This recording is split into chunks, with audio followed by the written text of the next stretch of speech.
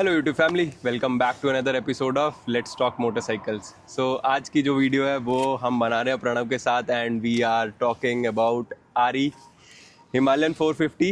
That's the latest iteration from Himalayan. So आप लोगों ने चैनल पे बहुत बार देखा होगा, प्रणव को तो बहुत बार देखा है वैसे राइड करते हुए हमारे साथ, but this is the first time that we are going to introduce him as such कि भाई क्या कैसे कैसे नहीं, what was the thought process behind buying Himalayan और Himalayan क्यों, या फिर what are the pros cons, everything we'll be discussing into this podcast क्या मतलब this series basically. So we'll start off with a small introduction. So Pranav, if you would like to go हाँ with a बिल्कुल। small introduction of yourself and then we can take it further. Okay, so मेरा नाम प्रणव है, 24 साल का हूँ, नया नया राइडिंग सीखा हूँ और विशाल भैया की वजह से ही सीखा हूँ। और हाँ बस इतना ही, और कुछ नहीं है। मेरी वजह से कुछ नहीं सीखा है, इंटरेस्ट इसका था पहले से, तो इट जस्ट दैट कि भाई उसका इंटरेस्ट था and I was a catalyst basically to introduce him to bigger bikes, और कुछ नहीं। तो we have been part of each other, हम लोग एक दूसरे को आई गेस ऑलमोस्ट 10 सालों से जानते हैं अब। हाँ, रफली 10 साल हो गए हमें एक दूसरे को जानते हुए, तो मैंने चलो ठीक है भाई। So he has seen the journey basically और I have seen him evolving. So ऐसा है। एंड अब हम लोग करते हैं चालू भाई बाइक के बारे में बातें and will start of with basically what basically starts let's starts with this कि राइडिंग है क्या तेरे लिए, क्यों राइडिंग, मतलब बेसिकली सब लोगों का ये क्वेश्चन होता है ना कि भाई क्यों राइडिंग, तुम क्या बेवकूफ़ हो या फिर तुम सी हो कि तुम लोग इतने इतने किलोमीटर चले जाते हो राइडें करने, या तुम लोग सिर्फ चाय पीने आए हो 100-200 किलोमीटर। तो what exactly riding means to you? Riding बहुत इवॉल्व होता रहा है ये कॉन्सेप्ट मेरे लिए वैसे तो, बट मेरे को लगता है स्टार्टिंग में जब मैंने काफ़ी आपके साथ पिलियन में बैठ के भी राइडिंग करी है, तब से एक तो दिमाग में रहता ही ये चीज़ है कि जब आपकी लाइफ बहुत हैसल भरी रहती है और आपको लगता है कि थोड़ा माइंड फ्रेश करने के लिए और एल्स आपको एक जर्नी के लिए जाना होता है, तो आपको राइडिंग का असली मीनिंग पता चलेगा। और यूजुअली अगर आप जैसे जैसे करते जाओगे फिर वो पैशन बनेगा, फिर आप उसको छोड़ नहीं पाओगे। तो राइडिंग तो is a part of life, अब you can not escape from it, इसके बिना आप चलता ही नहीं है, वीकेंड पे राइडिंग करनी ही पड़ती है। सो इन शॉर्ट राइडिंग इज मतलब सबका अपना अपना पर्सपेक्टिव है राइडिंग को लेकर, बट एंड गोल एक ही होता है, पीस ऑफ माइंड। हाँ, and it's an escape basically from your regular day to day hassle और ये सब से, तो वो चीज़ तो रहती है। So now starting off with the bike, so by Himalayan 450।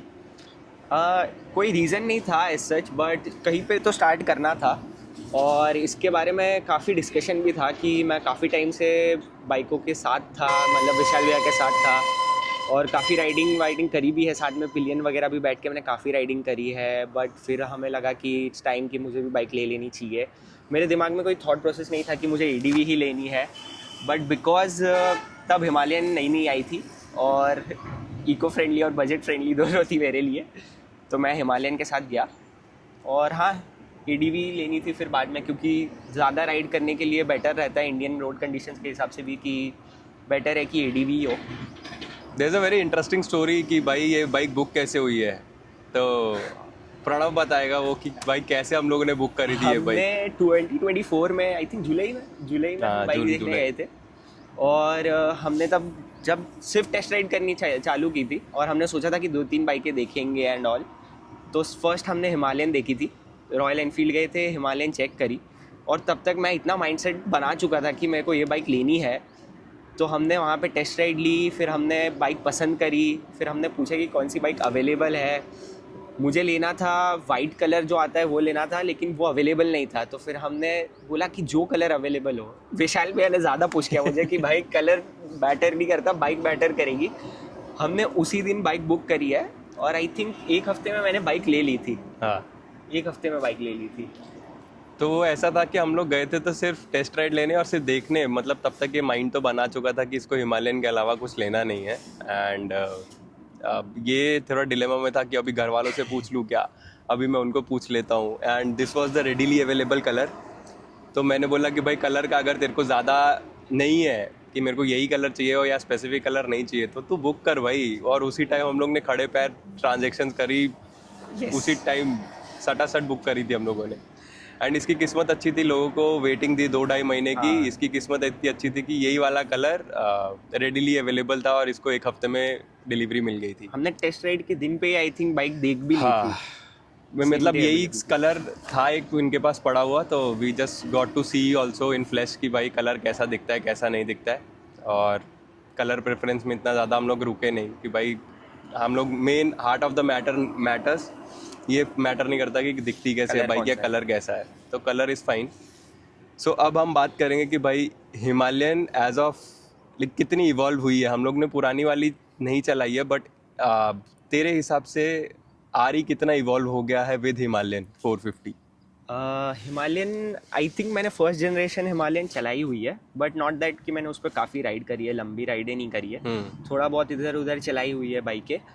और 2016 अराउंड आई थिंक वो बाइक आई थी, उसके काफ़ी इटरेशंस आए, इवॉल्व हुई बाइक वो। करेक्ट। थोड़ी बहुत चेंजेस उनके जो करने थे उन्हें वो किए, उन्होंने इश्यूज रिजॉल्व किए। बट ये जब सेकंड जनरेशन हम कह सकते हैं फॉर दिस बाइक, काफ़ी चेंजेस आए और आई थिंक इवॉल्व तो हुई है बाइक फॉर श्योर। और रॉयल एनफील्ड स्टैंडर्ड्स के हिसाब से भी काफ़ी इवॉल्व हुई है। बाकी बाइकों के हिसाब से जो अदर मॉडल्स ऑफ आरी है फॉर श्योर बेटर है, बट स्टिल इश्यूज परसिस्ट करते हैं इधर उधर। But I think it's better now, पहले से काफ़ी बेटर है। एंट्री लेवल के लिए तो much better for sure. Correct. So अगर वैसे देखा जाए तो what do you like the most about the bike, about this Himalayan basically? Specific feature riding के कंफर्ट में क्या है? नहीं, overall what exactly is something that attracts you या फिर which is the most likeable part of Himalayan? Okay, it's a big bike. मेरे को सबसे अच्छी बात यही लगती है कि considering it's a 450 CC single cylinder, but it still looks like a big bike. You can ride और cope up with a big bike and still not feel like you are not part of a group. I like that part about it. और तो I think looks में भी थोड़ा evolve हुई है पिछले वाले से। मेरे को ये वाली वर्जन ज़्यादा पसंद आती है पुराने वाले से फॉर श्योर। अब तो खरीदी है तो टू द कॉन्ट्ररी में मेरे को पुरानी वाली ज़्यादा पुरानी सेक्सी वाली दिखती है, ज़्यादा, बट वो it gives you a more adventurous look in terms of rugged.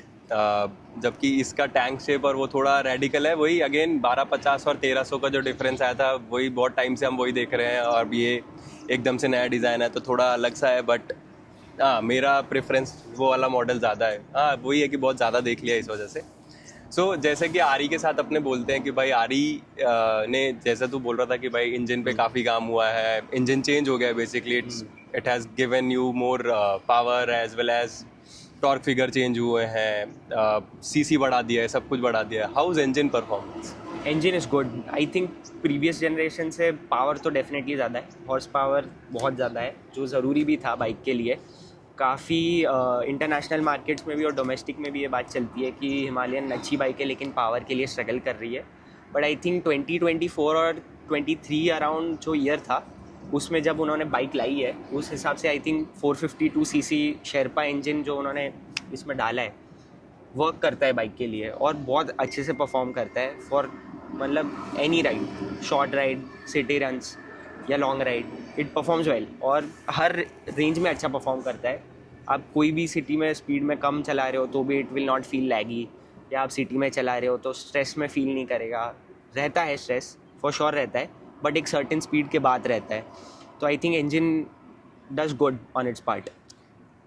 एक और चीज़ जो आरी के साथ बहुत ज़्यादा एसोसिएट होती है इंजन के मामले में, वो है उसके vibrations. How is the vibrations in terms of this bike?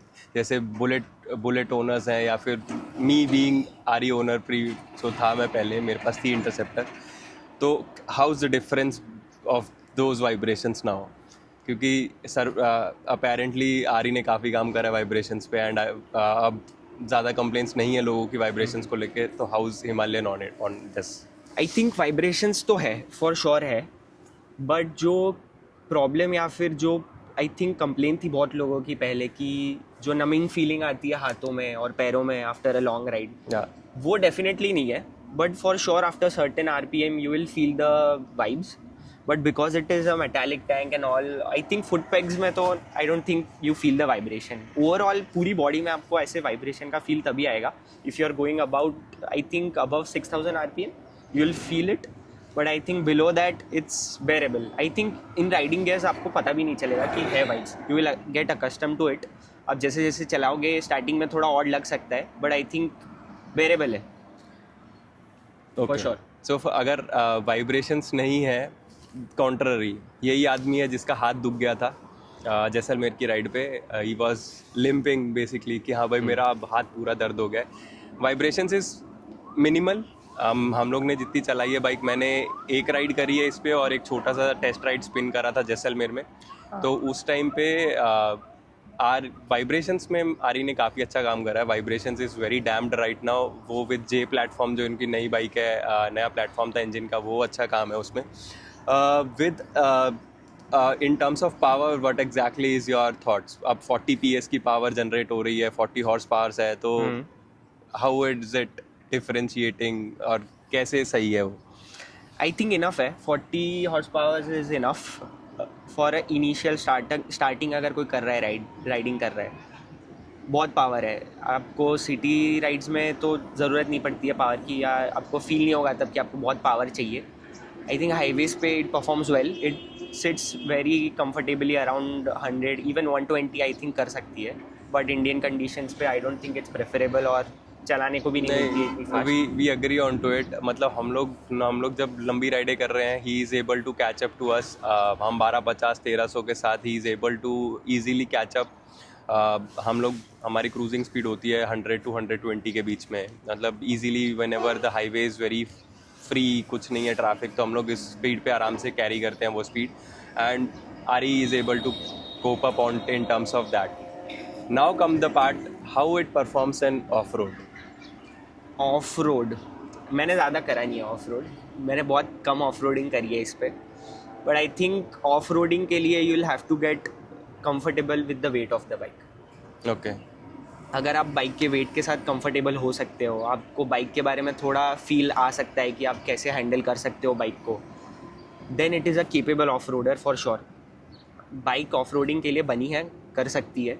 And I don't think आपको कहीं पे भी ऐसा फील आएगा कि I will not be able to do it, या कंफर्टेबली शायद इधर से बाइक नहीं जाएगी. ये फील आपको नहीं आएगा, स्पेशली न्यू शैसी के साथ और what ever suspension and everything. Bike में जो भी उन्होंने काम किया है, ऑफ रोडिंग कर सकती है. बट बेटर ऑप्शंस अवेलेबल है मार्केट में. So I think it's a good off roader, but not the best for this segment.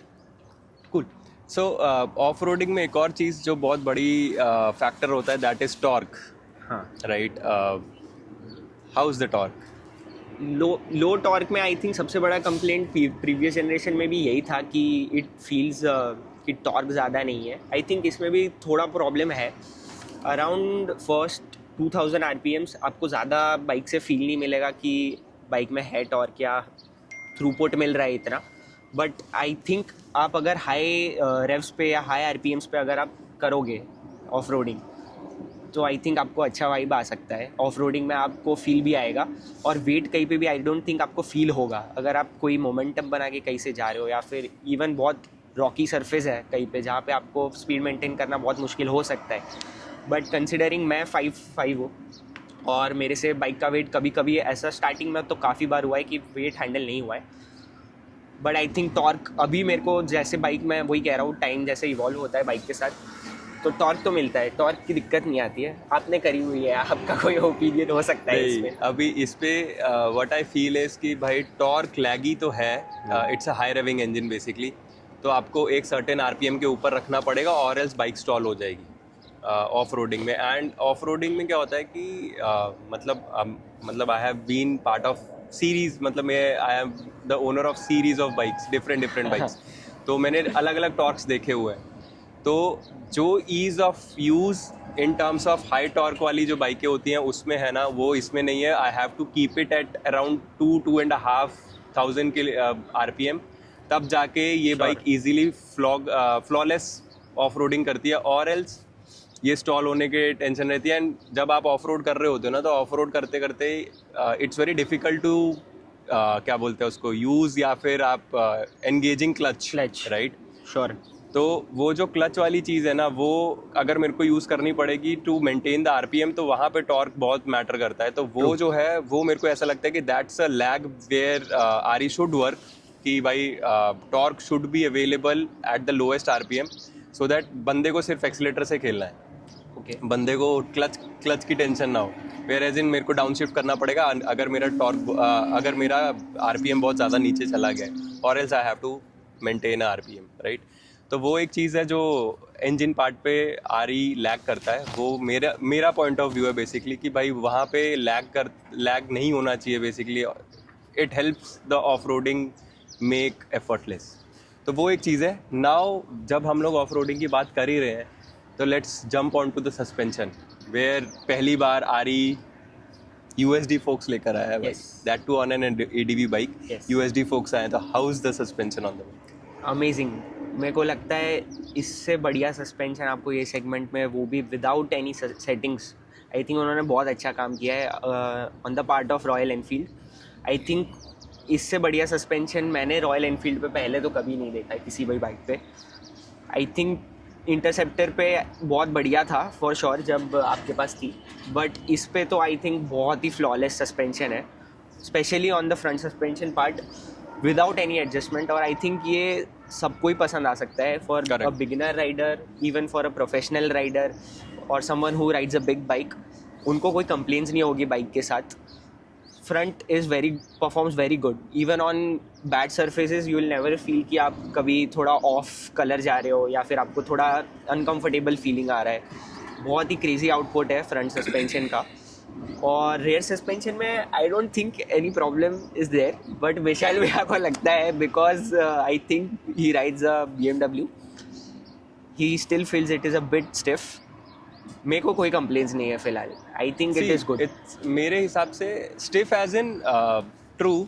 अभी मेरा पॉइंट ऑफ व्यू ऐसा हो जाता है कि भाई मेरा क्या है, I am not able to clean slate my mind while Okay. Test riding anything या रिव्यूइंग एनीथिंग। True. तो इसलिए मैं रिव्यू करता भी नहीं हूँ। आई डोंट गेट हाँ. इन टू रिव्यूज एट ऑल, क्योंकि मेरे को पता है कि मेरे दिमाग में एक कंपैरिजन चलता रहेगा, there is a biasness towards the bike, right.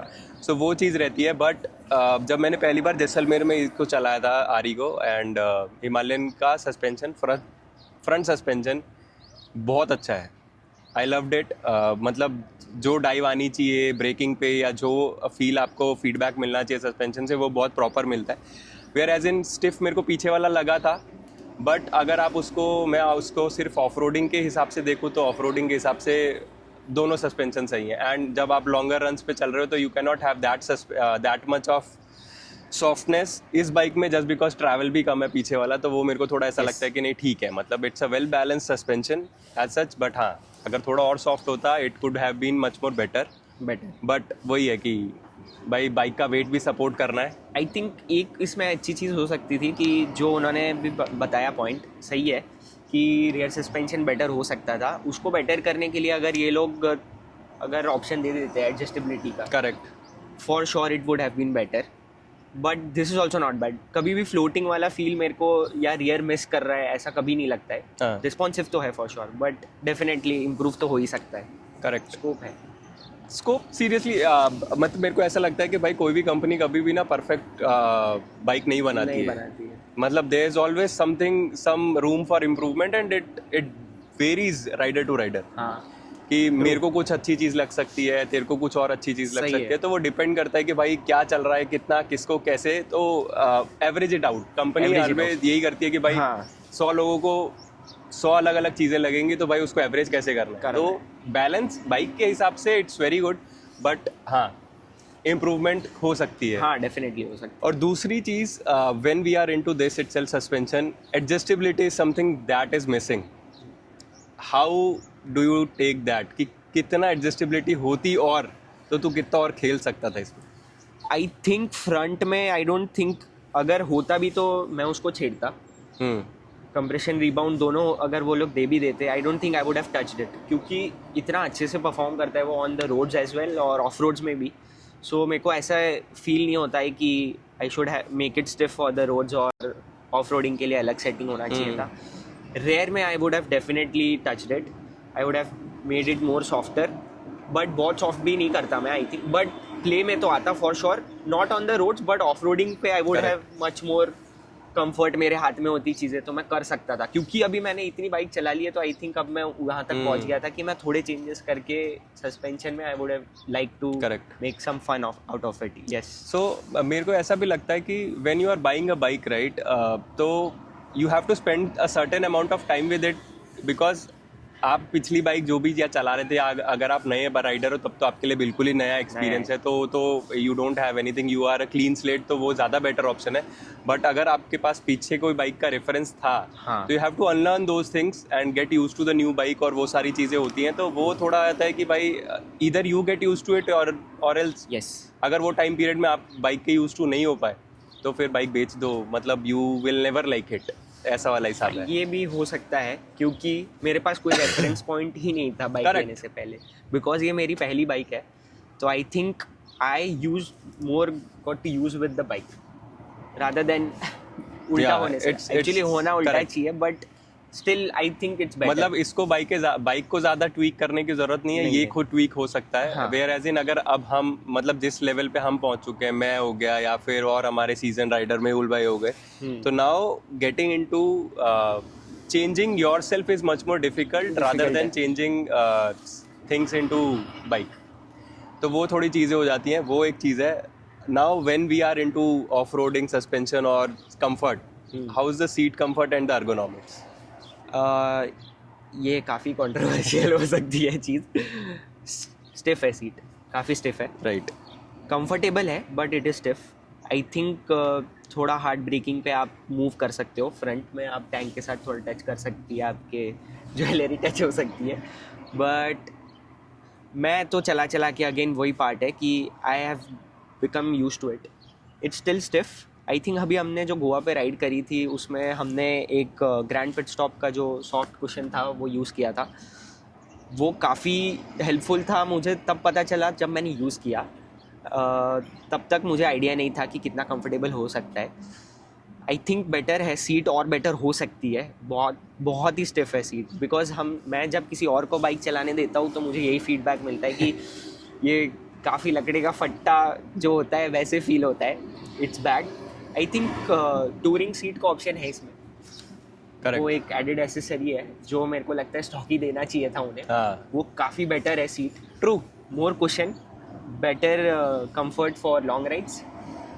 वो डेफिनेटली उन्हें फिगर आउट करना चाहिए था कि हाउ प्रेफरेंसेस पे है. अगेन वही है कि आपको क्या फील बेटर करता है. सॉफ्ट कुशन होता तो ज़्यादा बेटर होता. अगर नहीं है तो फिर यूज टू हो जाओ. करेक्ट. वही बात है. सो जहाँ तक मेरे को लगता है ना, इन लोगों ने जब ये स्टॉक सीट जो बनाई है, ये बनाई है ऑफ रोडिंग को दिमाग में रख के. ओके. इन लोगों ने उसको वैसे नहीं सोचा है कि भाई इस पे ज़्यादा टूरिंग भी करेंगे लोग. मतलब वेयर एज इन हिमालयन ज़्यादातर यूज ही टूरिंग के लिए होती है. इंडिया में बहुत कम लोग होते हैं जो ऑफ रोडिंग करते हैं. बट इसके साथ ये सीन हो गया कि सैडल करने के लिए ज़बरदस्ती सैडल करना पड़ता है कि इतनी भाई to be very harsh on to it है. फट्टा ही है वो. हाँ. लिटरल फट्टा है. And अभी फिर वही है कि मैं इसलिए ज़्यादा रिव्यूज़ नहीं करता कि भाई मेरे लिए क्या हाँ. बोलते हैं, जो कंपैरिजन पॉइंट है वो मेरे बीमर हो जाती है. True. और बीमर की सीट या 1250 की सीट सोफ़ा है. Way better. तो इस वजह से ऐसा होता है कि नहीं यार, मतलब ठीक है, मतलब उनके हिसाब से उन्होंने कुछ तो थॉट प्रोसेस डाला होगा. वाइल मतलब जब भी कंपनी इंजीनियरिंग कर रही होती है या R&D चल रही है तो दे थिंक अबाउट एवरीथिंग. फट्टा है. वही अगेन यूज टू होने वाली बात है. जैसे ये बोल रहा था कि 6,500 7,000 किलोमीटर चला चुका है अभी तक. तो उतना चलाने के बाद क्या होता है कि भाई बंदा यूज टू भी हो जाता है कि चलो ठीक है, इस फट्टे पे ही बैठना है मेरे को. वेयर एज इन हमारे जब मैं इसकी बाइक चलाता हूँ या हम में से कोई भी बाइक चलाते हैं तो we don't have that mindset, या फिर वो हमारी एक्सपेक्टेशन होती है कि it should be comfortable. Right. So वो बीमर ने थोड़ा हमारा ख़राब कर दिया है कि भाई हमारे दिमाग में अब ये होता है कि भाई बाइक शुड बी कंफर्टेबल. नहीं, बट आई थिंक ये सही काउंटर है क्योंकि सीट सॉफ्ट होनी चाहिए. जो 3 ऑप्शंस हमें इस बाइक पे मिलते हैं, जो रैली सीट का ऑप्शन है या सॉफ्ट सीट का ऑप्शन है या फिर स्टॉक है, मैंने काफ़ी ओपिनियंस पढ़े, रेडिट पे भी पढ़े हैं, काफ़ी और ब्लॉग्स भी पढ़े हैं. सबका अपना अपना कंफर्ट है. करेक्ट. सब अपने हिसाब से अच्छी बातें उन्होंने दी है चीज़ कि you can opt for a different option, but it should have been definitely better. Stock seat में तो होना ही चाहिए था क्योंकि बहुत ही हार्ड है सीट. तो सो जब अगर ओनर बोल रहा है तो सीट हार्ड है. हार्ड है. सीट हार्ड है. तो if you are buying for it, go for a test run. अगर आपको ऑप्शन मिलता है कि भाई थोड़े एक आध दिन या फिर 100-200 किलोमीटर की राइड आप कर Yes. सकते हो, गो फॉर इट। अगर don't be shy, ask for it, वो दे भी देते हैं। ट्रू। तो वो बाइक दे भी देंगे, अगर अवेलेबल होगी तो दे देंगे वो लोग। ओवर अ सैटरडे संडे वो आपको बाइक दे देंगे और उसके हिसाब से you can just search out कि हाँ भाई आप कितना यूज टू हो सकते हो बाइक के साथ, या बाइक आपके साथ कितना जेल इन कर पा रही है उस चीज़ को लेके। तो वो एक चीज़ है। How about the overall design, what's your thought over this? Overall design I think 2-3 flaws लगते हैं मेरे को डिज़ाइन में। अगर आप ये बाइक को जो इंजन गार्ड है ये, और फिर आगे की हेडलाइट है और पीछे की ब्रेक लाइट्स है, अगर आप इसको थोड़ा इवॉल्व कर सकते थे कि और बेटर हो सकता था। आई डोंट नो कि अब मैं आपको इमेजिन करके नहीं बता पाऊँगा, बट अगर वो और बेटर होता तो आई थिंक, और कोई बता नहीं पाता कि ये रॉयल एनफील्ड का प्रोडक्ट है। अगर बहुत अच्छा कर सकते वो, आई थिंक प्रॉब्लम तो है क्योंकि ब्रेक लाइट का ना होना और इंडिकेटर्स में ब्रेक लाइट को ऐड करना, that's a problem. I think वो एक प्रॉब्लम है। टैंक प्लेसमेंट मेरे को सही लगता है, इट्स गुड। और ओवरऑल आई थिंक बेटर है, पिछले बाइक से बहुत डिफरेंट है, फ्लेवर अलग है थोड़ा, but I think it's good. Subjective matter है दिखने का, तो मैं इतना बोल नहीं पाऊँगा। Design is again radical. पुरानी वाली बाइक से जो हम लोग पहले भी बात कर रहे थे कि भाई डिज़ाइन इतना ज़्यादा चेंज हो गया है, जो 1250 और 1300 के साथ हुआ, तो वही है। पर ओवरऑल देखा जाए बैलेंस्ड है बाइक, ऐसा जितना ख़राब नहीं है। हाँ, टेल लाइट मिस करती है तो वहाँ पे ऐसा लगता है कि यार टेल लाइट थोड़ा मिस कर रही है। एंड देन अगेन आपने अगर इसकी हेडलाइट की बात करें, टू मेंटेन दो वो यूनिफॉर्मिटी पूरे उसमें कि भाई सारी बाइकों की एक ही हेडलाइट, वो थोड़ा अजीब लगता है कि भाई सब में एक ही यूनिट देने की क्या ज़रूरत है यार, मतलब थोड़ा तो डिफरेंशिएट करो। प्लस दिस, ये वाला जो फेंडर है इसका आगे वाला, दिस फेंडर, ये फेंडर बहुत ज़्यादा वाइब्रेट करता है, बहुत ज़्यादा वाइब्रेट करता है। एंड इट्स, मेरे को सिर्फ वो शोकेस के है, वो शोकेस है और कुछ नहीं है। एंड वो इजीली डैमेज होता है। यस। अभी गोवा वाली राइड पे ये गिरा था रोड पे, एंड उस पे स्क्रैचेस आए हैं, तो वो सिनारियो है। Yes. And coming to the design, there is very big flaw that we have found, जो मेरे को इसका साइड स्टैंड। आपको ये बाइक इतनी अपराइट इसलिए लग रही है क्योंकि ये साइड स्टैंड के नीचे ना हमने 4 इंच का पत्थर रखा हुआ है। यहाँ पे से अगर आप देखोगे बहुत तो दिखेगा, अगर बहुत ध्यान से वीडियो देख रहे होगे तो इसलिए ये इतनी अपराइट दिख रही है। और एल्स ये इतनी ज़्यादा स्लैंट होती है। आप गोवा वाली वीडियोस भी देख सकते हो, भाई इस आदमी से बाइक नहीं उठ रही थी, साइड स्टैंड से ये बाइक सीधी नहीं कर पा रहा था अपनी लोडेड बाइक। तो वो एक बहुत बड़ा फ्लॉ है इसमें, जो मेरे को ऐसा लगता है कि हम लोग ने कई बार इस चीज़ पे डिस्कशन करा है कि भाई ये ना मोर ऑफ आफ्टर थॉट लगता है मेरे को, कि पूरी बाइक बना दी हमने, अब यार साइड स्टैंड तो लगाया ही नहीं है इसमें, तो अब क्या करें भाई side stand. How is it? इसका एक तो काउंटर है फॉर श्योर। मेरे को पहले लगा था कि रेडिकल है क्योंकि बहुत लीन होती है बाइक, बट फिर जब मेहुल भाई ने 1300 GSA ली तो मुझे पता चला कि उसमें भी सेम साइड स्टैंड दिया हुआ है। बस मेरे को यही लगता है कि साइड स्टैंड में ना अगर वेट डिस्ट्रीब्यूशन बाइक का थोड़ा बेटर होता तो it would not have been a problem to pick it up and to put it on a side stand, but still वो तो है ही problem. Double stand is good. Double stand बढ़िया है, 5 किलो बाइक में ज़्यादा है, फ़र्क नहीं पड़ता है। डबल स्टैंड ले लो, सिंगल स्टैंड अगर आपको नहीं प्रेफर करते हो आप तो डबल स्टैंड पर डाल लो। क्योंकि सिंगल साइड में मेरे को सबसे बड़ी तकलीफ यही है कि जब भी आप सिंगल साइड पे इसको डालने जाते हो ना, तो ये ऐसा लगता है कि भाई अब गिर सकती है वो, ये अब गिर गई, ये गिर ही रही है।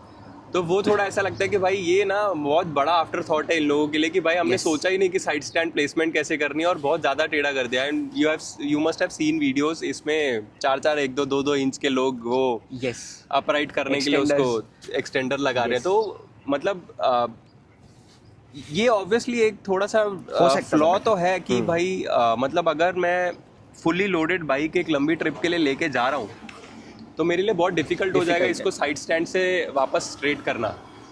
And it takes lot of effort to straighten up. एक और चीज़, अभी while we are on flaws, तो side stand is one, tubeless tyre miss कितना करते थे? बहुत ज़्यादा। बहुत बड़ा प्रॉब्लम है ये। आई थिंक थोड़ा हमें आगे बढ़ जाना चाहिए। अब 2026 भी है और जब बाइक लॉन्च भी हुई थी मेरे को लगता है ट्यूबलेस व्हील स्टैंडर्ड आ जाने चाहिए थे। Correct. It was a big miss, बहुत ही मेजर मिस था ये। और आई थिंक ठीक है उनके पार्ट पे भी कि उन्होंने डिलीवरी के टाइम पे they were not ready with it and they were ready to replace it after the launch, but I still think it would have been better अगर वो लोग सोच के आते कि हमें ट्यूब टायर ही देने चाहिए, बिकॉज ट्यूबलेस टायर का हैसल अब तक तो टचवुड ऐसा है कि हमें कहीं भी पंचर का मौका नहीं मिला है, बट हम वो फियर फैक्टर हमेशा लेके चलते हैं, एटलीस्ट मैं तो लेके चलता हूँ कि अगर मेरे को कहीं पे अकेले भी जाना है राइड के लिए, इसमें अगर पंचर हो गया तो मेरा 1-1.5 घंटा बर्बाद हो सकता है, ये फैक्टर मैं सोच के ही चलता हूँ। वो भी अगर पंचर वाला जल्दी मिल गया तो और मिल गया तो if he is ready to कि टायर वो निकालने के लिए रेडी हो गया तो हाँ, है, ये भी एक फैक्टर है भाई, नई टायर नहीं खोलते लोग तो क्या, तो ये तो बहुत मेजर में से आई थिंक इस पर सोचना चाहिए था उन्हें कि मतलब मेजरली मेरे को ये भी है कि भाई जब कंपटीशन कर पा रहा है सेम चीज, मतलब अगर आप देखोगे केटीएम ने स्पोक व्हील्स के साथ ही दे दिया है, क्रॉस स्पोक्स नहीं दिया है उन्होंने, मतलब केटीएम में भी क्रॉस स्पोक्स नहीं है, but still they are able to manage to give you tubeless tyre के जो ईज ऑफ यूज़ है वो ज़्यादा बेटर है from a end consumer perspective. Company को सस्ता पड़ता हो क्या है क्या नहीं वो हमें उससे कोई लेना देना नहीं है, but as a end consumer मेरे लिए ये ज़्यादा मैटर करता है कि भाई मैं कितना फ्री माइंड होके बाइक चला सकता हूँ, या मेरे को अगर ऑफ रोडिंग करनी है तो मैं कितना फ्री होके ये चला सकता हूँ कि भाई अगर मेरे पास इन्फ्लेटर है और मेरे पास पंचर किट है तो मैं बना सकता हूँ, अगर इसमें पंचर बना या पंचर होता है तो भाई मैं तो हो गया मेरा ऑफ रोड या मैंने कर ली राइड। क्योंकि I have to spend time, अगर मेरे को खुद भी पंचर बनाना है तो मेरे को पूरा टायर खोलना पड़ेगा, उसको बाहर निकालना पड़ेगा, देन गेट द पंच, ये क्या बोलते हैं, ट्यूब बाहर निकालो, ये करो वो करो, वेयर एज इन हाँ इसके लिए आफ्टर मार्केट बहुत सारे नाटक चल रहे हैं कि भाई आप ये डाल लो, वो लिक्विड से डाल लो, वो सीलेंट डाल लो, पंचर सीलेंट्स या वो सब, बट कितना यूज़फुल है वो चीज़ें या कितनी चीज़ें वो यूज़फुल हो सकती हैं, तो वो मेरे को ऐसा लगता है कि भाई वो ना थोड़ा बेटर हो सकता था। इट्स अ बिग मिस आरी की तरफ से। आरी मतलब टेक्नोलॉजी वाइज तो काफ़ी आगे बढ़ गया है। Now coming to the misses, while we are into electronics, how's the switch gears? Again switch gears, the quality of it, I think Royal Enfield standards अगर हम देखें कि कैसे थे वो लोग और कितना इवॉल्व हुआ है, आई थिंक बहुत इवॉल्व तो नहीं हुआ है थोड़ा बहुत ही कर पाए जो कर पाए, but I think it's not very flexible for a rider for sure. Switch gears में काफ़ी दिक्कतें हैं, like for example the ignition switch that is there, that goes sideways, circular वाला, that goes sideways and not up and down, it's very problematic. Same thing with the pass light and the high beam and low beam switch, not practical at all. इसका एक button है left hand side पे, पीछे के side है उसका, वो home button है, उसका फंक्शन एक ही था पहले कि अगर आपको जो स्क्रीन टाइप है वो स्विच करनी है एनालॉग से डिजिटल, वो काम करता था, वो वेरी लैगी, एक ही काम बट वो भी लैगी करता था बहुत।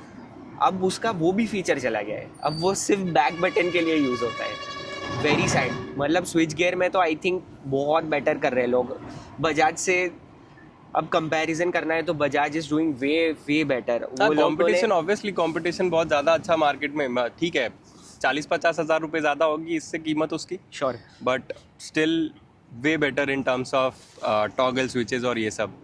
इसके स्विचेस के साथ एक यही प्रॉब्लम है, मतलब पास लाइट इतनी अजीब है, मतलब हम लोग कन्वेंशनली हमें इस उंगली या इंडेक्स फिंगर से हम लोग जो चलाने की आदत हो गई है, and we are not used to this. और मैंने जितनी बार चलाई है भाई हॉर्न या इंडिकेटर ही बजाया है मैंने, या हॉर्न या इंडिकेटर ही चालू हुआ है मेरे साथ भी। तो वो एक सिनारियो जैसा है कि ये स्विच गियर्स इतने बेकार दिए हैं ना, मतलब कन्वेंशनल रखते, अब वही है जो हम लोग हेडलाइट के साथ बात कर रहे थे कि सारे मॉडल्स में यूनिफॉर्म करने के लिए इन्होंने सबके स्विच गियर्स बदल दिए, सबकी हेडलाइटें बदल दी।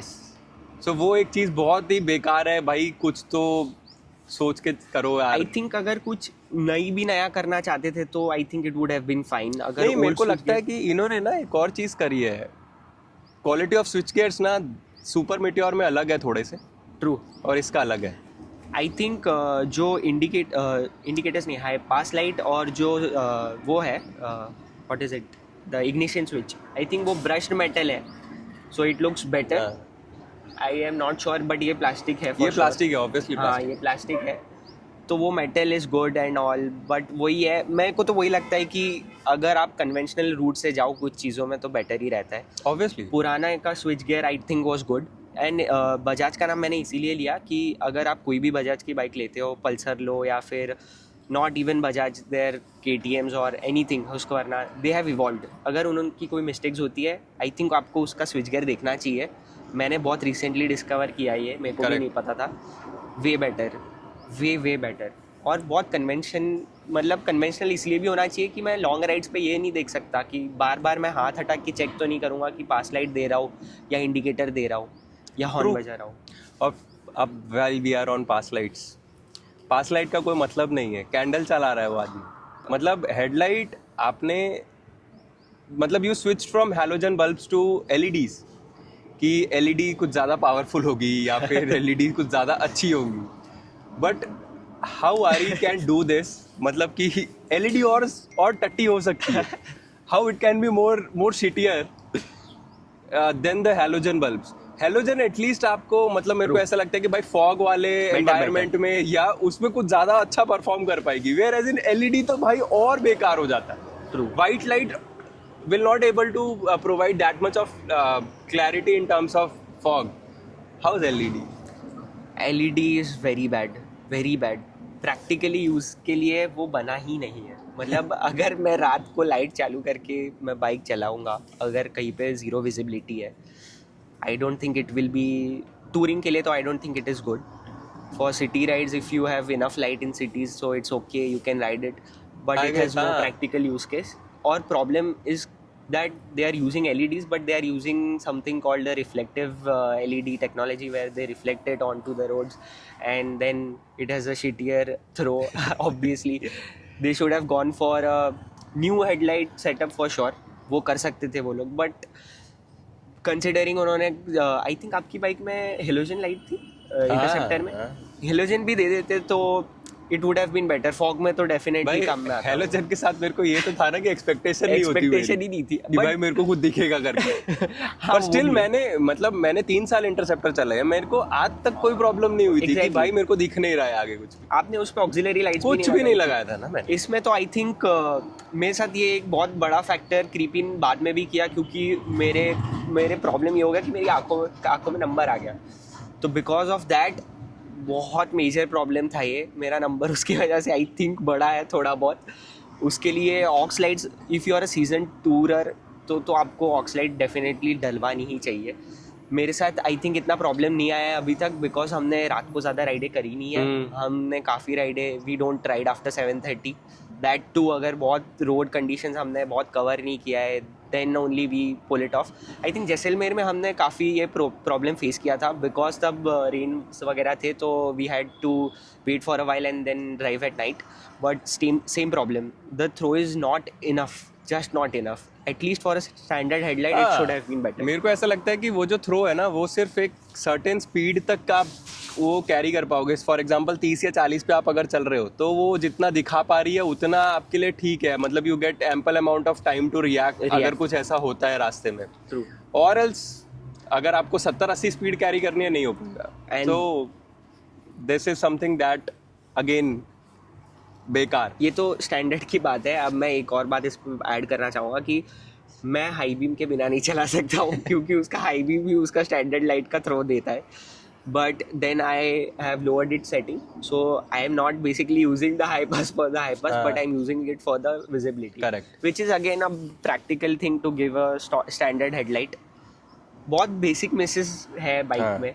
So, इन्होंने करा क्या है कि एक चिप पे 3 LEDs ऊपर की तरफ है, 3 LEDs नीचे की तरफ है, एंड देन रिफ्लेक्टिव हाउसिंग है, जो रिफ्लेक्ट करती है light. True. And now coming to इस हेडलाइट के एक इंसिडेंट हुआ था अपना, कि हेडलाइट की हाउसिंग टूट गई थी without any fall, without anything. Bike गिरी भी नहीं थी और हेडलाइट की हाउसिंग टूट गई थी अंदर से। तो ये आई थिंक लास्ट ईयर की बात है, अराउंड अगस्त सितंबर इश। मैंने इस पे वीडियो भी बनाया था काफ़ी। तो यही प्रॉब्लम हुई थी कि हाउसिंग जो अंदर आती है, जिस पे आरी लिख के उन्होंने मार्केटिंग ब्रांडिंग करी हुई है, और जो लाइन बन के आती है बीच में, लेफ़्ट साइड से वो क्रैक हो गई थी। तो बाकी कोई भी डैमेज नहीं था, आउटर डैमेज नहीं था लाइट में, but it was broken. So first तो मेरे को लगा कि बिल्ड क्वालिटी का काफ़ी प्रॉब्लम हो सकता है, और ये इजीली इतना टूटना नहीं चाहिए, वेरी फ्रैंकली तो टूटना नहीं चाहिए था अंदर से, क्योंकि अगर बाहर आपकी बाइक में कहीं पे डैमेज नहीं है तो अंदर से कैसे टूट सकती है लाइट। देन काफ़ी क्रिटिसिज्म तो दिया ही था वो वीडियो पे भी लोगों ने, जो हमने इंस्टाग्राम पे अपलोड करी थी, बट आई थिंक मैंने कम्युनिकेशन करा था उनके साथ, आरी वालों के साथ। They were happy enough to replace it for sure without any questions being asked, but still it should not have been a problem is what I true. मतलब आप 3.5 लाख एक बाइक पे डाल रहे हो तो भाई without a fall how a housing can break, and it's not just a crack होता तो चलो एक बार को समझ भी आता कि चलो पत्थर लग सकता है, Yes. कुछ लगा होगा, but without a fall without anything भाई पूरी हेडलाइट के अंदर की हाउसिंग टूट गई थी। रिप्लेसमेंट कर दी उन्होंने, वो that is fine, but then again we lost some peace, right? Mental peace तो हमारा जाता ही है कि जाता भाई ही है। बाइक को कुछ भी होगा तो होता है। Yes. And then now we are on to the quality of build. So how's the build quality overall? Okay, build quality मेरे लिए अभी तक I think I have not faced any major issue like for chassis, like lot of people have. मेरे को कोई problem नहीं आया है। जो सबसे बेसिक आरी मिस होता है, जो लेफ्ट साइड का mirror, it comes loose after the vibrations and long rides, very bad, very bad. It should have been solved. मेरे को यही नहीं समझ आता कि आपके पास इतनी बड़ी R&D टीम है, आपके पास इतने सारे रिसोर्सेज है और सालों से आपके पास एक ही प्रॉब्लम आप फेस करते जा रहे हो। तो इट्स वेरी सैड कि मिरर का प्रॉब्लम वो लोग सॉल्व नहीं कर पा रहे। नहीं कर पा रहे ना भाई, टेस्टिंग सीधा सिर्फ लद्दाख में टेस्टिंग ही कर पाते हो। हाँ, उसी में सारे रिसोर्सेज चले जाते हैं। वही मेजर मिस मेरे को लगता है बिल्ड क्वालिटी में। आई थिंक शैसी पे उन्होंने काफ़ी इंटरेस्टिंग और काफ़ी, एक तो इंजन माउंटेड शैसी है जैसे आपने ये बोल पे देखा है, but I think they have done a better job this time.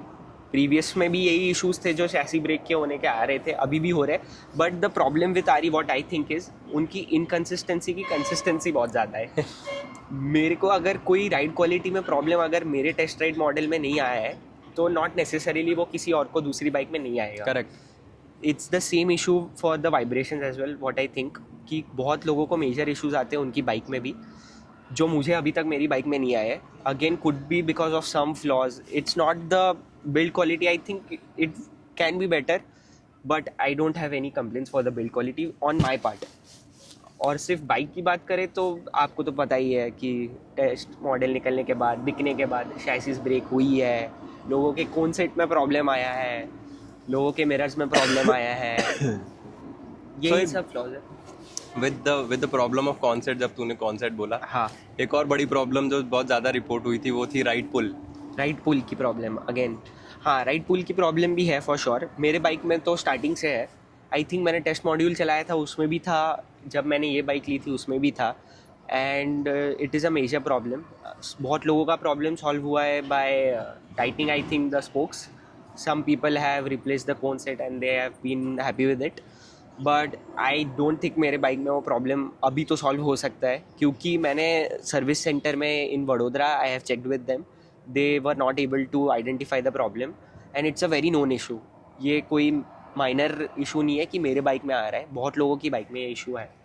और right pulling I don't think it goes away, it's a manufacturing fault and I think it comes majorly because of the suspension and how it is set up.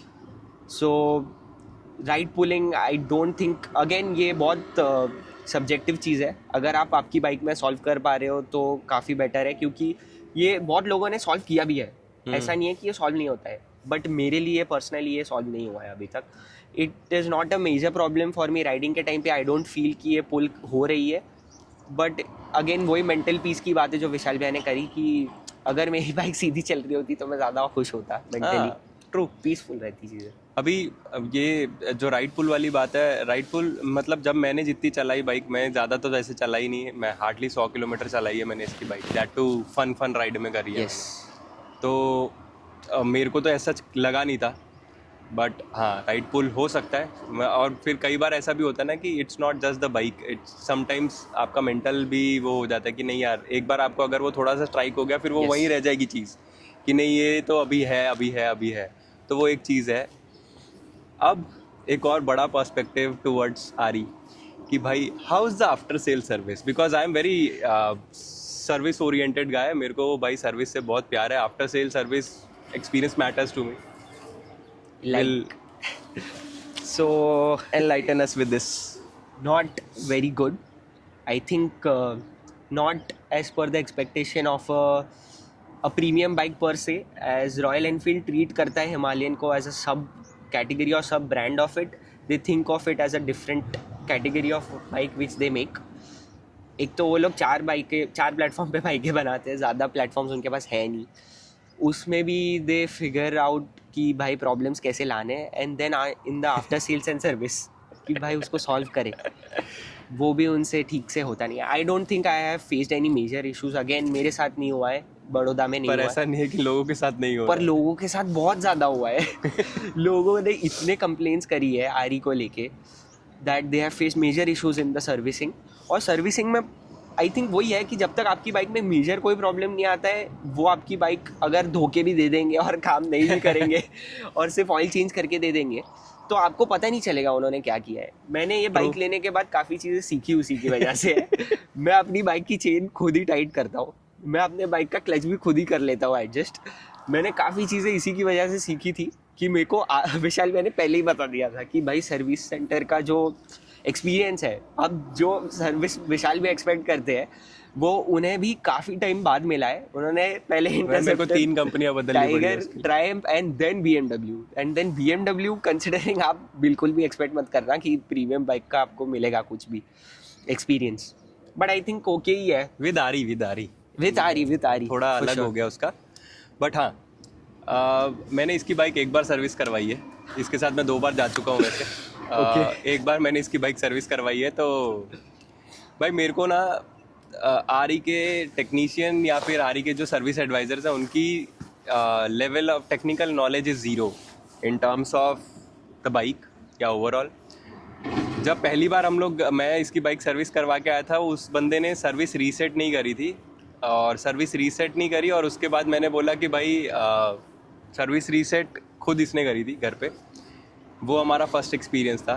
ठीक है, दूसरा experience था हमारा ये कि जब मैं सर्विस करवाने लेके गया, उस आदमी को ओडो रीडिंग निकालनी नहीं आई है बाइक में से. मेरे से पूछ रहा है भाई कितनी बाइक चली हुई है. मैं भाई मुझे नहीं समझ आ रहा है, मेरी बाइक नहीं है, मेरी दोस्त की बाइक है. You get out of it कि कैसे करनी है, क्या इन्फॉर्मेशन तेरे को चाहिए बाइक से. उससे ओडो नहीं निकली है. So imagine the level of क्या बोलते हैं expertise that they have with the bike, कि भाई उनको ये नहीं पता चल रहा है कि ओडो की रीडिंग आती कहाँ से है. And all they do is, the best part they can do is engine oil change. उनको इंजन ऑयल चेंज करना आता है.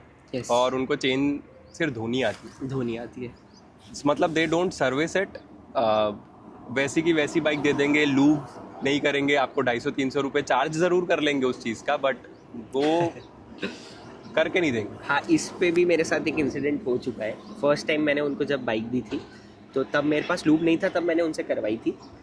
तो they charge for the whole bottle, the Motul kit, and I think उन्होंने यूज़ करके मेरे को तो नहीं दिया था किट, फॉर श्योर उन्होंने ही रखा था. और सेकेंड टाइम जब विशाल भैया ने सर्विसिंग के लिए बाइक दी थी, तब मैं यहाँ पे नहीं था. What they did was, I think he said to do the lubing part for it, but it was very horrible. I have never seen such a bad experience with lubing the chain. मुझे उसे साफ़ करने में इतना time लगा है. I don't think it was a proper lube which they used. I think वो oil कोई होता है. मेरे को तो वही लगता है भाई, इंजन ऑयल यूज़ करते हैं ये लोग. ऑयल साले वही यूटिलाइज कर देते हैं, जो इंजन से निकला है वही वाला लगा दो, हो गया, क्या फ़र्क पड़ने वाला है. एंड सी, मेरे को ऐसा लगता है कि कंपनी को अगर प्रीमियम साइड में जाना है, एक तो कंपनी जाना नहीं चाहती है. Yes. First of all they just want to focus on volumes. ठीक है, तो वो premiumness you can not expect at all. तो वो एक चीज़ है. दूसरी चीज़ ये हो जाती है कि भाई किलो के हिसाब से बिक रही हैं बाइकें. किलो के हिसाब से एक सर्विस स्टेशन रफली दिन में 30 से 40 बाइकों पे काम कर रहे हैं बंदे. बिल्कुल. उनके पास इतना टाइम नहीं है कि they can give that much of attention to a single bike. तो उनका ऐसा होता है कि भाई फटाफट आया, वो इंडियन माइंडसेट भी आ जाता है कि भाई अब आया है काम करके फटाफट निपटाओ इसको, ऐसा. तो वहाँ जाके फिर वो सब पार होने लगती हैं चीज़ें. तो वो एक चीज़ है कि भाई आफ्टर सेल सर्विस ओए होए आ रही. और ये काफ़ी डिसअपॉइंटिंग इसलिए भी है कि Baroda has a very good setup. उनका सेटअप काफ़ी बड़ा है. एक टियर 2 या टियर 3 सिटी के लिए उन्होंने काफ़ी बड़ा 10 या आई थिंक 10 है उनके पास स्टेशंस फॉर बेस. और इट्स वेरी वेल नोन. उनके पास अच्छे मैकेनिक्स भी है फॉर श्योर, जो बाइक पे काम करते हैं. बट द आपको जो एक्सपीरियंस बाइक के लिए आपके कुछ क्वेश्चंस होंगे ना, बहुत छोटी छोटी चीज़ें जो मैटर करती है। जैसे बाइक खोलने के लिए एक स्क्रू आता है जो पीछे की सीट पे देते हैं वो लोग, बट ये चीज़ें I don't think you will get to know the bike from them. Bike अगर आपको पता करनी है तो वो आपको खुद ही पता करनी पड़ेगी। आपका experience definitely knowing about the bike it will be very bad for sure. You have to be a mechanic basically to own a RE. आरी You have to be. have to Or be. else you will be forced to be trained to be a mechanic. आपको आधी से ज़्यादा चीज़ें आपकी bike में आनी चाहिए करनी, तो Yes. आप RE ओन कर सकते हो। एंड लाइक जब मैं इंटरसेप्टर लेके घूम रहा था तब भी मैं खुद भी काफ़ी चीज़ें करता था। तो Yes. फ्रॉम देयर हाँ एक चीज़ अच्छी हुई है कि भाई हमें वो टेक्निकलिटी के कीड़े घुस गए हैं कि अब हमें सब चीज़ें सीखनी है, हमें सब चीज़ें जाननी है। वेयर एज इन अगर यही चीज़ें मैंने किसी प्रीमियम ब्रांड में करी होती तो मेरे को कभी ज़िंदगी में सीखने को नहीं नहीं मिली। मिलता फॉर श्योर। हाँ, वो एक्चुअली वो भी है कि लर्निंग पार्ट पे आप थोड़ा उस पर सीख जाते हो बाइक के बारे में, बट ये इसमें यही एक काउंटर है कि इंडिया में जहाँ पे इतना बड़ा बेस है उनका कस्टमर का और इतना ज़्यादा लोग हैं ख़रीदने वाले और उनको ये चीज़ें नहीं पता है, उनकी बाइकों में काफ़ी मेजर प्रॉब्लम्स आते हैं और फिर they struggle to find a solution for it. They can get fed up of the brand for this specific reason. ये बहुत मेजर मेरे साथ हुआ था भाई, मतलब ये तो एक्सपीरियंस ही करती आई है। Own it. तो भाई मेरा तो हो गया था, मैंने हाथ जोड़ दिया आरी से कि अब मुड़ के आरी कभी जिंदगी में नहीं ले रहा मैं। जब ये ले रहा था ना तब भी मैंने इसको बोला था कि भाई सोच ले अभी भी आरी ही लेनी है। यस तो ये बहुत फॉर्म था उस चीज़ को लेके कि भाई मैंने इसको बोला था KTM देख लेते हैं, it has been a good brand as such. तो नहीं, आरी ही लेनी है। मैं भाई आफ्टर सेल सर्विस भी गई हुई है, नहीं लेनी वही है। तो ये बहुत एडमेंट था उस चीज़ को लेके कि भाई नहीं मेरे को तो आरी ही लेनी है, हिमालयन ही लेनी है।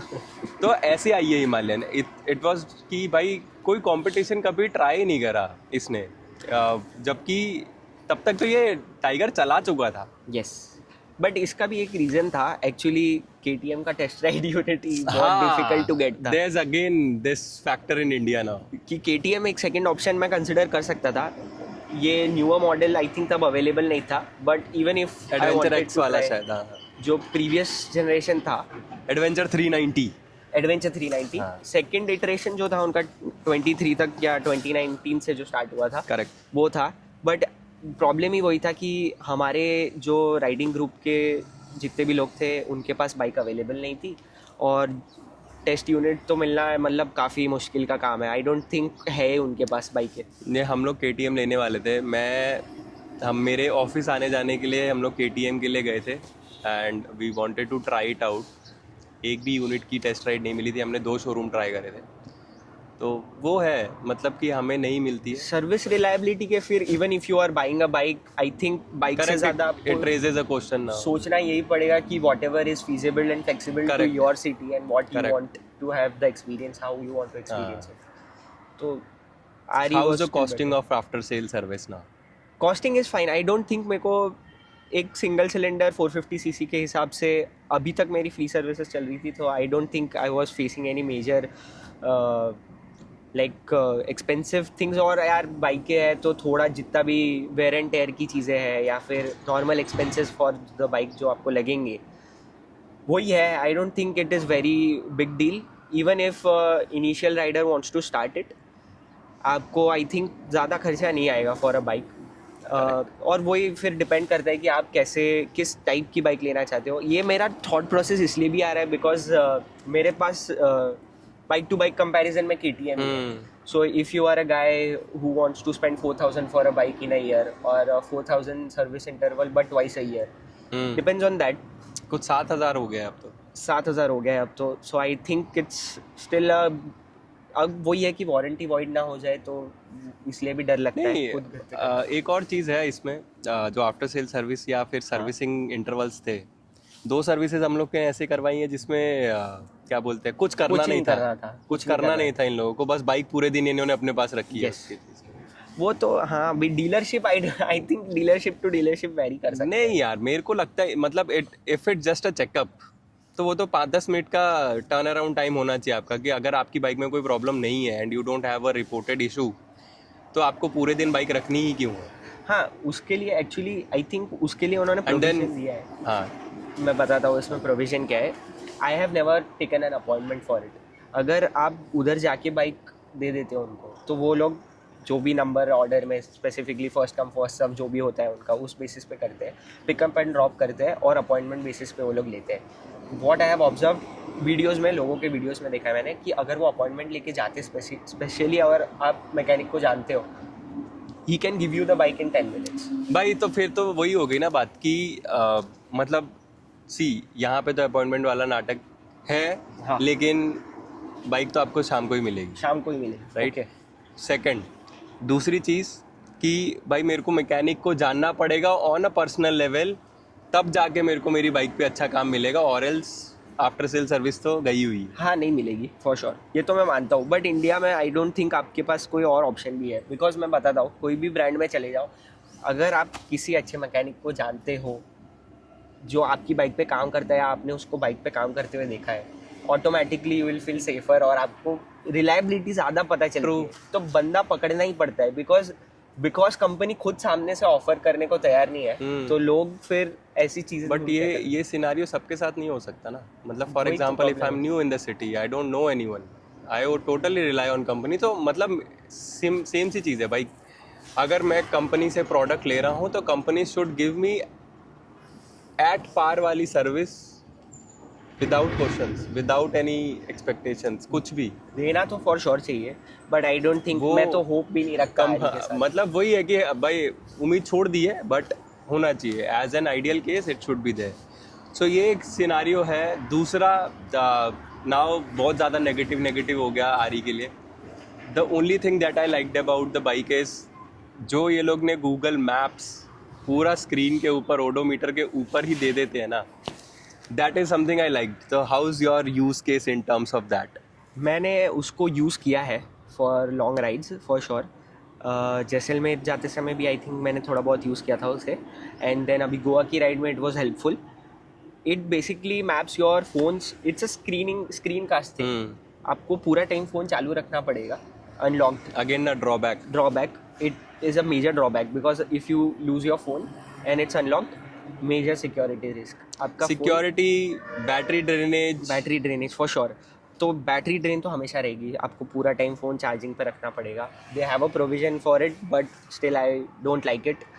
अगेन, मैप्स परफॉर्म बढ़िया करते हैं अगर वो सॉफ्टवेयर अपडेट्स आगे जाके ले आते हैं कि आपका फ़ोन स्विच ऑफ रह के भी या स्क्रीन ऑफ रह के भी it would still work. Correct.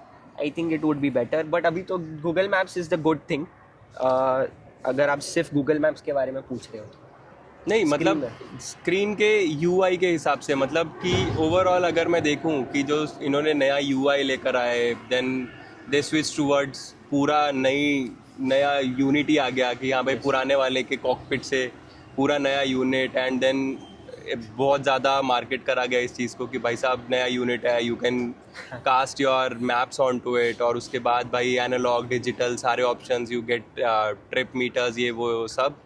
तो वो सारी चीज़ें, how useful and how easy to use it is. Okay. So UI, in terms of UI okay है.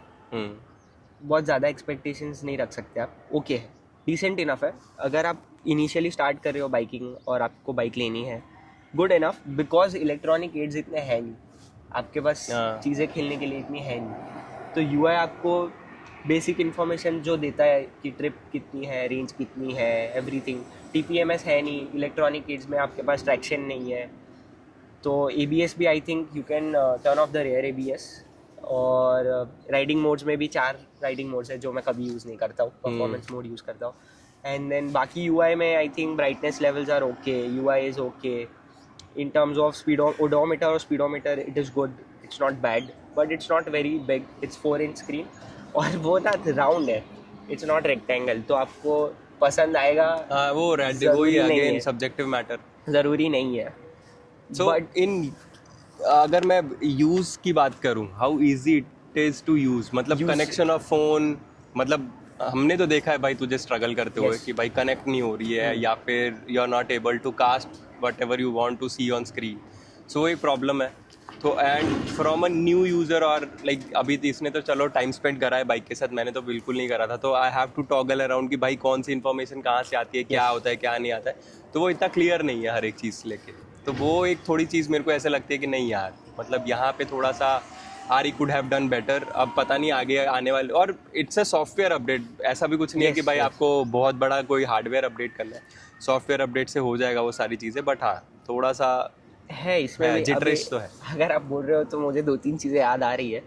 जो उन्होंने जॉयस्टिक दी है टू कंट्रोल इट, वो कभी परफॉर्म फ्लॉलेसली कर लेगी, और कभी कभी when you have to select an item in the menu, तो जब आप प्रेस करोगे तो काफ़ी पॉसिबल है कि यू विल गो राइट और left of the side of the menu. So tactility का इशू है बटन का। फिर एक बहुत मेजर थिंग है, अगर ट्रिप सेट करनी है आपको, ट्रिप रीसेट करने के लिए you have to go into the sub menu, then in that आपको सब मेन्यूज़ में जान के रीसेट करना पड़ता है। बट ये सॉफ्टवेयर इशूज़ आई थिंक ये लोग रिजॉल्व कर सकते हैं फॉर 2026। करेंगे कि नहीं करेंगे पता नहीं, आई डोंट थिंक करेंगे। फॉर 2026 आई थिंक थोड़ा आउटडेटेड हो गया है अभी। हाँ ट्रू। सो वो चीज़ें हैं, मतलब ये सारी चीज़ें आरी के एंड पे देखा जाए तो भाई थोड़ा सा लैगी है इन टर्म्स ऑफ प्रैक्टिकलिटी। अगर वैसे देखा जाए सिर्फ बाइक, मैं इलेक्ट्रॉनिक्स की बात ही नहीं कर रहा हूँ, इलेक्ट्रॉनिक्स तो चलो आरी देती ही नहीं है। How majorly you miss quick shifter, how majorly you miss what do call और इलेक्ट्रॉनिक्स और प्रैक्टिकलिटी वाले electronics that you have seen on other bikes. मतलब मैं सिर्फ कंपटीशन की बात कर रहा हूँ, मैं बीमर को कंपेयर ही नहीं कर रहा हूँ। मतलब Beemer have a different premium to pay कि इतने सारे आपको फीचर मिले। बट अगर मैं डायरेक्ट कंपटीशन इसका देखूँ KTM, right, yes, on a similar price range, it gives you more electronics, quick shifter, ये वो दुनिया भर का। all RE gives is ABS switch and off, on and off। Yes. ये तो स्ट्रगल होता ही है, हमने काफ़ी राइडें करी है साथ में, तो हमें तो पता ही है।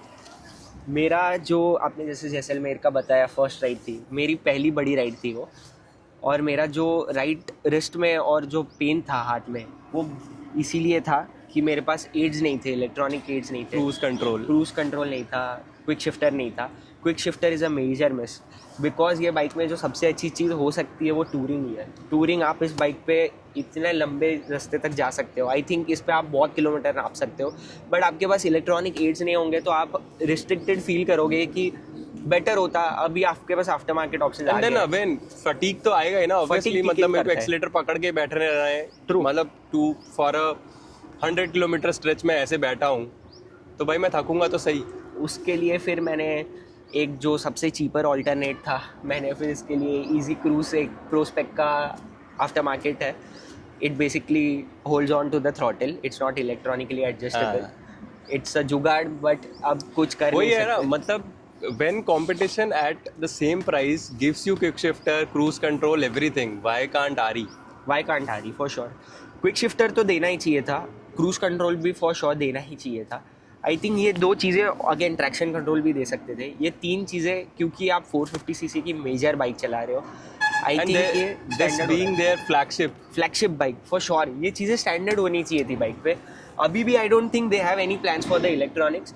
ये मेजर आई थिंक पॉइंट है of distinction for a rider to choose between a KTM and a Royal Enfield. अब यहाँ पे ना मतलब बहुत ज़्यादा वैसे आ जाता है डिवाइडेड ओपिनियंस कि भाई हमें रॉ बाइकें पसंद है, हमें लोहा चाहिए, प्लास्टिक नहीं चाहिए। यस भाई व्हाट एग्जैक्टली, मेरे को ऐसा नहीं लगता कि भाई फिर अगर मेरे को ही सारा काम करना है तो भाई फिर मैं लोहा लूँ या प्लास्टिक लूँ, क्या फर्क पड़ता है? और प्लास्टिक अगर मेरे को ज़्यादा ईज ऑफ यूज़ दे पा रही है या प्रैक्टिकलिटी दे पा रही है तो व्हाई नॉट प्लास्टिक। मेरे को लगता है लोहा करके क्या करूँगा मैं? सही बात है, ये बहुत, एक तो मुझे लगता है कि रॉयल एनफील्ड को कभी कभी मुझे ऐसा लगता है कि R&D टीम को हम बहुत ज़्यादा अप्रिशिएट करते हैं। RE is way more fresher in terms of ADVs। I don't think they have the R&D team figuring it out कि हमें स्पेसिफिकली ये चीज़ें करनी है, और दे अगर वो चाहते हैं कि हम स्टिल रेट्रो फील रखना चाहते हैं बाइक के लिए, तो I don't think it's a feel, they should give an option like KTM ने 390X और S में दिया है। और KTM का सबसे मेजर, अगर आपने बोला जैसे कंपैरिजन के लिए एप्पल टू एप्पल करना है, traction control, cruise control, I think cornering ABS भी आता है उसमें, कॉर्नरिंग ABS, ये सारे राइडिंग फैक्टर्स बहुत मैटर करते हैं। बहुत फटीग लेवल आपका रिड्यूस हो जाएगा, क्योंकि मैंने अभी इस पे कर चुका हूँ. आई थिंक वो बहुत नेसेसरी है. और 450cc सिंगल सिलेंडर में EDV में ये स्टैंडर्ड चीज़ें आनी चाहिए. ये तो मेरे को डेफिनेटली लगता है, क्योंकि 70,000 का जो प्राइस डिफरेंस है ना दोनों बाइकों में, वेट का डिफरेंस भी है. जैसे आप देख सकते हो 14 या 15 kgs ही है वेट दोनों बाइकों का, but still it does not feel very heavy in comparison to this. और ये सब वही है कि आपकी बाइक इलेक्ट्रॉनिकली कितनी साउंड है, आपने कितनी उस पर R&D करी है और कितनी चीज़ें उस पर आपने इवॉल्व करी है. बिकॉज ये थर्ड आइटरेशन भी है KTM का, तो मुझे कहीं कहीं लग रहा है कि ठीक है कि अगला इटरेशन अगर आता है बाइक का, वो लोग सॉल्व कर सकते हैं. पर नेक्स्ट इटरेशन का टाइमलाइन 10 साल होगा भाई. हाँ 10 साल होगा ना, फॉर श्योर. 10 साल बाद जब लाओगे आप वो चीज़ें, फॉर एग्जाम्पल क्विक शिफ्टर ये वो, people will not even enjoy quick shifter तब तक. तो वो लोग हो चुके होंगे अभी. मतलब अभी आप देखो कि वो ऑटो शिफ्ट वाले आ गए हैं कि भाई क्लच भी नहीं है, ऑटो शिफ्ट चली गई है बाइक, राइट. तो दुनिया कहाँ से कहाँ पहुँच गई, and are still struggling to give a quick shifter which can be given ऐसे आंखें बंद करके. उसके लिए R&D भी नहीं करनी है तुम्हें. You can outsource it and just fix it in your bike. That's it. True. खत्म हो गया. True. Right. तो वो चीज़ भी नहीं आ रही कर पा रही है. That is there. So ये overall, if you have to give like क्या बोलते हैं उसको, a rating, not from a owner's perspective. Okay. From a third party view कि भाई 10 में से how much is the rating towards the overall bike if you are out there in the market, right, to buy a new bike. So RE कहाँ stand करती है उस चीज़ को लेकर, या हिमालयन कहाँ स्टैंड करती है बेसिक. ओके. अगर स्पेसिफिकली इस सेगमेंट के बारे में पूछ रहे हो, सेगमेंट ले ले या फिर तू वैसे देख ले. मतलब we just have to rate out Himalayan as an bike, not from a owner's perspective. अब you being the owner, you have that soft spot for the bike, right? Okay. वो नहीं. Okay. अब जैसे मैं हूँ, मैं हिमालयन को 4 number दे सकता हूँ, 5 नंबर दे सकता हूँ, right. What's your take on to it कि हाँ भाई ओवरऑल ठीक है, प्रोस कॉन्स हैं, हमने बहुत बात करी. We have went into a detail in terms of कि भाई ये मिस है, वो मिस है, ऐसा है वैसा है. कॉन्स की लिस्ट बहुत लंबी है एंड देन प्रोस भी हैं. तो उस हिसाब से how much is the rating from your and. अगर मैं स्पेसिफिकली कोई बायर है जो सोच रहा है कि मुझे एक ADV लेनी है और मुझे इनिशियल राइडिंग स्टार्ट करनी है, तो I think it's not a bad bike for sure. I think मैं 10 में से 6 दे सकता हूँ for sure. Okay. 6 is a good number just because I think some of the things which have been there on the bike, they have become now a bit outdated. They need to bring out something which will make it new. But I think 6 is a good number. Not a bad bike at all. मैं बता रहा हूँ अभी. Himalayan first distinction में आ चुकी है, मतलब distinction तो मिल चुका है. 60% is a good number two have. मैं स्पेसिफिकली बात कर रहा हूँ क्योंकि इसके जो कंपेटिटर्स भी नहीं कहना चाहूँगा, जो ADV जो इनिशियल स्टार्टिंग है, जिधर इंडियन मार्केट में आपको जो ऑप्शंस मिलते हैं, उसमें आपको टूरिंग के लिए अगर कोई बाइक लेनी है ना, फॉर श्योर आप हिमालयन ले सकते हो. आपके पास इलेक्ट्रॉनिकली आफ्टर मार्केट चीज़ें अवेलेबल है अगर आपको बाइक में फिटिंग करनी है तो. मैं पर्सनली बहुत बड़ा फ़ैन नहीं हूँ उन चीज़ों का. मुझे स्टॉक बाइक में छेड़छाड़ करने में ज़्यादा डर भी लगता है और मुझे करने में का मन भी नहीं करता है. तो आई थिंक सस्पेंशन, शैसी और engine and again the transmission is very smooth. ये बात मैंने बताई नहीं, ट्रांसमिशन काफ़ी स्मूथ है. ये एक प्रो है भाई, काफ़ी अच्छा है ट्रांसमिशन और गियर बॉक्स. ये सारी चीज़ें आई थिंक, और सिटिंग पोजीशन पे भी डिपेंड करता है.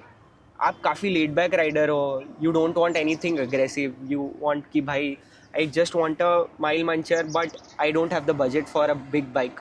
आई think it can do good for a starting initial rider, for sure अच्छा कर सकती है. फिर ट्विक्स आप बाइक पे कर सकते हो. It's not that. और ADV का सबसे बड़ा फ़ायदा यही लगता है हम लोगों को भी कि आपके पास आफ्टर मार्केट इतनी सारी चीज़ें अवेलेबल है आपके कंफर्ट के हिसाब से भी, कि आप बाइक को थोड़ा बहुत ट्वीक करके इधर उधर you can manage your bike.